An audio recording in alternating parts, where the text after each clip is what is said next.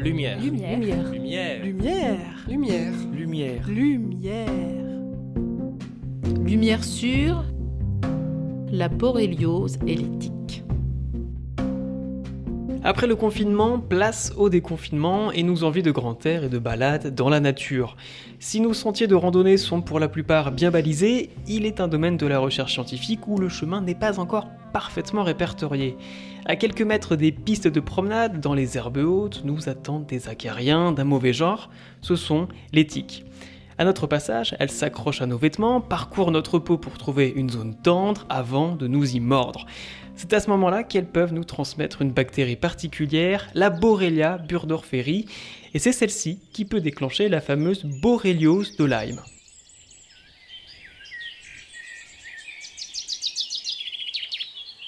Pour débroussailler le sujet avec nous, Sandrine Capizzi, maître de conférence en parasitologie à la faculté de pharmacie de l'Université de Lorraine et spécialiste des tiques. Bonjour Sandrine. Bonjour Valentin. On parle de plus en plus des tiques depuis plusieurs années. Est-ce qu'on assiste à une augmentation de leur nombre en France ? En fait, la question est assez difficile parce qu'on n'a pas d'anciennes données. Donc finalement, on peut difficilement comparer. Et la méthode de prélèvement pour les compter, elle est assez hasardeuse et du coup, elle est assez aléatoire. On va les ramasser avec un drap, une sorte de petit carré d'1 mètre, et on compte finalement le nombre de tiques que l'on retrouve. Et en fonction de la personne qui ramasse, de la saison, du mois, ou de l'humidité, ou même de l'heure à laquelle on ramasse, finalement, les données sont différentes. En fait, le seul moyen d'essayer de voir s'il y en a plus qu'avant, c'est d'interroger les personnes qui sont vraiment dans la forêt. Et finalement, quand on interroge les chasseurs ou qu'on interroge les forestiers, eux nous disent par contre qu'ils sont plus piqués. Du coup, qu'est-ce qu'ils disent ? Ils me disent que par rapport à avant, on avait peut-être une piqûre par mois ou une piqûre dans l'année. Des fois, certains ont même 10 piqûres dans la semaine ou plusieurs piqûres par jour. Donc, eux nous disent que finalement, la population de tiques a augmenté. Mais on a du mal à la mesurer à l'heure actuelle encore. Alors, si on ne peut pas déterminer avec précision l'augmentation statistique du nombre de tiques, le jeu de mots est même pas volontaire, est-ce qu'on peut savoir si elles sont davantage porteuses de la borréliose qu'auparavant ? Alors là, maintenant, on fait des tests et on va essayer de rechercher l'ensemble des bactéries qui contaminent, qu'on retrouve dans les tiques et qui provoquent la borréliose. Mais depuis peu, on a trouvé qu'il n'y a pas qu'une seule Borrelia burgdorferi. En fait, il y en a quasiment une vingtaine, et dont la plupart sont fortement pathogènes ou très peu pathogènes. Donc là, avant où on recherchait qu'une, maintenant on en recherche plusieurs. Et c'est pareil, on n'a pas de données par rapport à avant. Et les données sont difficilement comparables parce que les outils de recherche ont été améliorés. Donc là où avant on n'en voyait pas, maintenant avec des outils plus performants, on en voit plus. Donc c'est pareil, c'est encore difficile de savoir s'il y en a plus qu'avant ou moins qu'avant, ou s'il y a plus de pathogènes.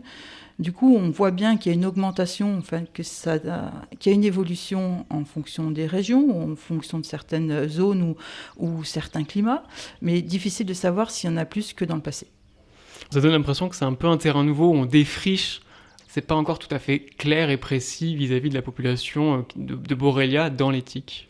Oui, plus on en recherche, plus on en trouve. La dernière, c'est Miyamotoi, qu'on pensait uniquement au Japon, Borrelia Miyamotoi, qui provoque plutôt des fièvres récurrentes, qu'on pensait plutôt liées à l'hémisphère sud et qu'on retrouve également dans nos régions. Donc maintenant, on en retrouve de plus en plus, et avec l'évolution des animaux qui migrent, animaux migrateurs, et l'évolution des déplacements des personnes, finalement, on voit apparaître d'autres Borrelia. Mais c'est pareil, est-ce qu'elles étaient absentes ou pas avant, ou en faible quantité ? Là encore, c'est difficile de se prononcer.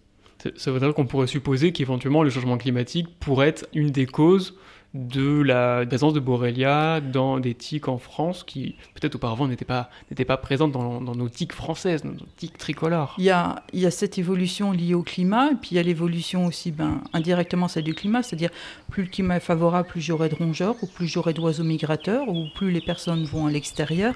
Donc ça peut avoir une influence directe ou bien indirecte sur l'évolution des tiques.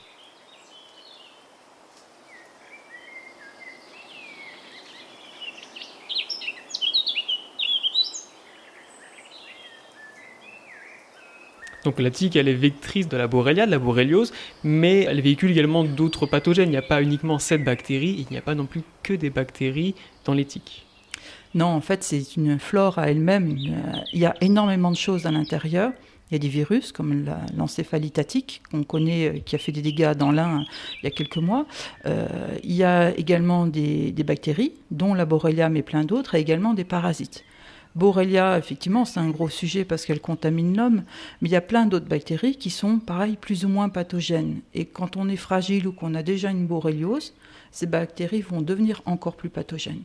Et puis elles causent également des problèmes indirectement par rapport aux bovins ou aux ovins, aux cheptels ou aux animaux. Et ces animaux qui sont contaminés, finalement, ont un impact sur notre système à nous, sur notre nourriture et sur notre façon de vivre également. Peut-être qu'on peut aussi tout de même préciser pour rassurer que c'est pas parce qu'il y a morsure de tique qu'il y a nécessairement une contamination par un pathogène dans la foulée.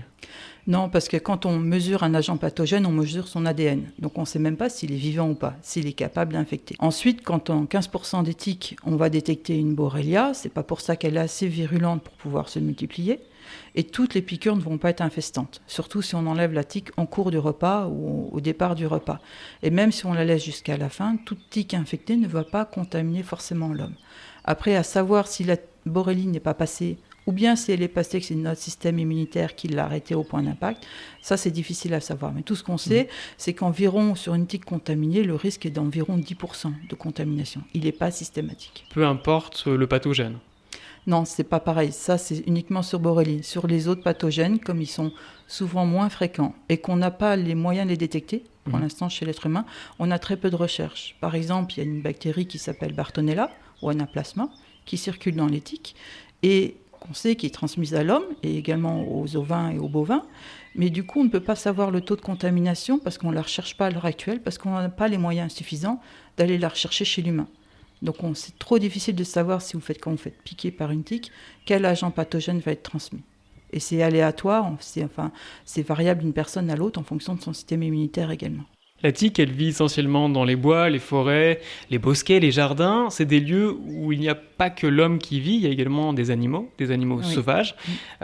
Quelle place ils ont justement dans le cycle de vie de la tique ? Alors on a découvert depuis peu que 30% des piqûres se faisaient dans les jardins. Parce qu'on y est plus, même s'il y a moins de tiques, mais finalement on y est plus souvent. Ça contamine entre autres les enfants. Et dans chaque lieu, les forêts ou les jardins, il y a un écosystème particulier, avec des animaux qui circulent. L'animal qui va favoriser l'évolution de la tique, c'est les rongeurs. Parce qu'ils circulent dans les terriers, ils vont faire proliférer les tiques, ils vont les abriter pendant l'hiver. C'est tout un écosystème particulier favorable à la tique. Mais il y a aussi les gros gibiers, comme les cervidés, les sangliers. Le renard a aussi un rôle, à la fois parce qu'il peut rapporter des tiques à proximité des jardins, mais surtout un rôle bénéfique parce qu'il va consommer beaucoup de rongeurs. Donc en diminuant la population de rongeurs, il va participer à la diminution de la population de tiques. Et il ne faut pas oublier les oiseaux. Ils ont parfois des tiques. On en voit avec des tiques assez fréquemment. Mais ils participent aussi beaucoup. Ce sont des prédateurs naturels des tiques. Ils vont les consommer. Et en les consommant, comme le merle qui fume sous les feuilles, va pouvoir ingérer des tiques et du coup diminuer la population de tiques. Donc les oiseaux vont à la fois faire proliférer les tiques, mais à la fois pour certains être prédateurs des tiques. Donc chaque animal en fonction de la saison ou de son régime alimentaire va avoir un impact positif ou négatif. Du coup il n'y en a aucun qui a un impact très positif ou très négatif, mais en général ils ont un impact mitigé. Mais ils ont quand même un impact. Donc il y a une régulation quelque part naturelle qui s'opère sur la population des tiques. Ça a été démontré que plus on laisse de biodiversité, plus la population de tiques va avoir tendance à diminuer. Et plus on abaisse cette diversité en laissant que les rongeurs ou que certains types d'animaux, plus la population de tiques va augmenter parce qu'elle va s'adapter à cette espèce animale qui est présente. Donc il faut laisser un maximum de biodiversité. Les cervidés qui peuvent aussi servir de témoins pour déterminer les contaminations dans une zone géographique donnée, il y a un projet de recherche en Auvergne. Oui, c'est ça. Il y a un projet qui permet de voir si une région est fortement infestée. Donc c'est un travail qui va avoir lieu avec des chasseurs entre autres, où on prélève du sang d'oreille de chevreuil. À partir du sang, on va faire une analyse et vérifier si oui ou non il y a des contaminations avec des borrélias. Et ça va permettre de servir d'indicateur, de témoin de contamination de certaines forêts. Donc c'est assez facile à faire. En plus, apparemment, les borrélies, on les retrouve assez facilement dans les oreilles, entre autres des chevreuils. Donc ça va nous aider à faire une carte épidémiologique en fonction des zones impactées par les populations de tiques et par borrélies en même temps.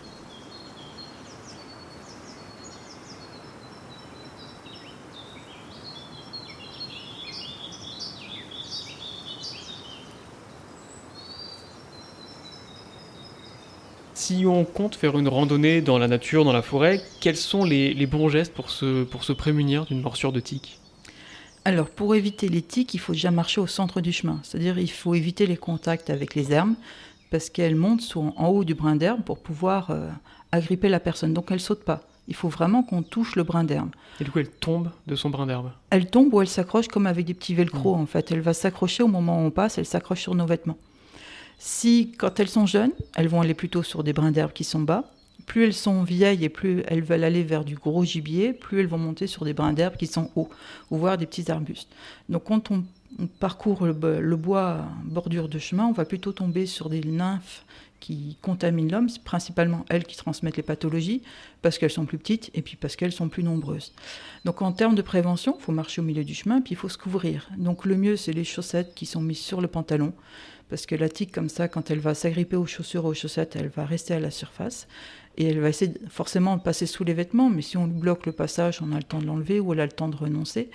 Ensuite, il existe différents sprays qu'on peut mettre sur les vêtements. On peut en mettre sur la peau, mais c'est pas, enfin, ceux sur la peau sont différents parce qu'il faut les mettre uniquement sur les parties dégagées, c'est-à-dire les mains et le visage. Or, les mains et le visage, c'est en général, on touche peu l'herbe avec les mains et le visage, donc finalement, ça a peu d'intérêt. Par contre, ceux qu'on peut mettre sur le bas des vêtements, sur les chaussures, les guêtres ou les bas des pantalons, sur les poignets ont un intérêt. Et là, on parle de permétrine, qui est un insecticide et qui est également un acaricide, qui fait fuir également les acariens. Et il y a différentes molécules. Il y en a une autre en ce moment qui est une huile essentielle qui est issue de l'eucalyptus citronique, qui s'appelle le citridiol, et qui existe aussi par voie synthétique, chimique, et qui on commence à avoir des études dessus et des données qui permettent d'avoir une bonne activité également répulsive. En cas de morsure de tique, si malheureusement elle doit arriver, quel est le premier geste, quel est le premier réflexe à avoir ? Alors, je dirais que le premier réflexe avant la morsure, c'est de vérifier qu'il y a une morsure. C'est-à-dire, c'est vraiment quand je rentre de promenade, j'enlève tous mes vêtements. Et je ne les mets pas dans la chambre ou je ne les mets pas sur le canapé. On les isole, on les laisse ailleurs, dans un endroit assez clos, ou si on a un petit appartement, dans un sac assez fermé. Donc le soir, on fait attention, on s'examine bien pendant la douche et on vérifie si on a une tique. Alors souvent, c'est assez difficile parce qu'elles peuvent être dans le dos, elles peuvent être derrière les plis, donc on fait appel à quelqu'un. Quand il y a quelqu'un sous la main, c'est bien pratique.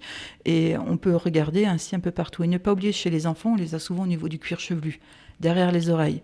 Donc elles ont tendance à monter et quand elles trouvent un site, elles s'arrêtent. Chez un enfant qui bouge beaucoup, elles ne trouvent pas de site et donc elles vont aller jusqu'aux cheveux. Donc là, c'est très difficile à rechercher au niveau du cuir chevelu. Parfois, c'est vraiment à la racine des cheveux, vraiment dans le cuir chevelu, donc assez difficile à voir, surtout qu'elles sont petites et noires. Donc ça, c'est l'étape de prévention qui est primordiale. C'est vraiment vérifier qu'il n'y ait pas de morsure, qu'il n'y ait pas de tique en train de piquer. Quand on la voit, on l'enlève avec une pince à tique. On lui met surtout aucun produit, ni désinfectant, rien du tout. Tous les produits qu'on pourra mettre vont la stresser. Et quand on stresse la tique, elle se décroche toute seule et du coup, elle vide ses glandes salivaires. Donc, ce qu'on cherche à éviter absolument. C'est le moment où elle va transmettre justement des pathogènes éventuels dans le sang. C'est ça, en fait, c'est sa salive qui est contaminante. Donc si on la laisse faire tout seul, se retirer tout seul, elle va injecter les bactéries. Donc il faut utiliser un moyen qui va être mécanique, comme un tire-tique, ou une pince si vraiment on n'a rien, une pince épilée, mais sans appuyer sur la tique, juste en faisant une torsion. Donc on fait une petite rotation, une torsion de la tique, et elle s'enlève assez facilement. Après, on désinfecte. C'est uniquement à ce moment-là qu'on désinfecte le point de piqûre, enfin le point de morsure. Et ensuite, on surveille. Et on regarde si oui ou non, il y a une évolution vers une tache rouge ou des symptômes qui pourraient faire penser, comme une petite fièvre, une fatigue, qu'on a été contaminé par les borrélies. Il y a aussi un programme qui s'appelle CITIC qui permet, en cas de morsure, et au moment où on retire la tique, de pouvoir l'envoyer à un centre d'examen qui va pouvoir déterminer, qui va pouvoir collecter toutes ces tiques et en tirer des outils statistiques et puis faire avancer également la recherche. C'est ça, donc Signalement Tic, qui est ressorti en mai, une nouvelle version beaucoup plus facile à utiliser. Sur cette application, on peut signaler les morsures de tiques. À partir de ce signalement, on fait des cartes épidémiologiques pour voir où les gens se font contaminer, dans quelles circonstances, c'est dans leur jardin ou lorsqu'ils travaillaient, pour avoir des données statistiques importantes pour la suite du travail. Et on peut également envoyer sa tique à CITIC. Donc CITIC est un laboratoire de l'INRA à Champenoux.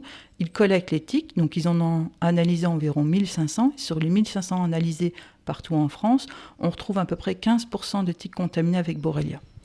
Ce qui est quand même assez important parce qu'on a finalement un risque assez important de se faire contaminer lors d'une piqûre. Et donc CITIC est une organisation citoyenne en même temps et on peut également faire des analyses de tiques par CITIC en venant soi-même faire un stage de formation. Merci Sandrine. De rien Valentin. Bonne journée. C'était Lumière sur la borréliose et les tiques avec Sandrine Capizzi, maître de conférence en parasitologie à la faculté de pharmacie de l'Université de Lorraine.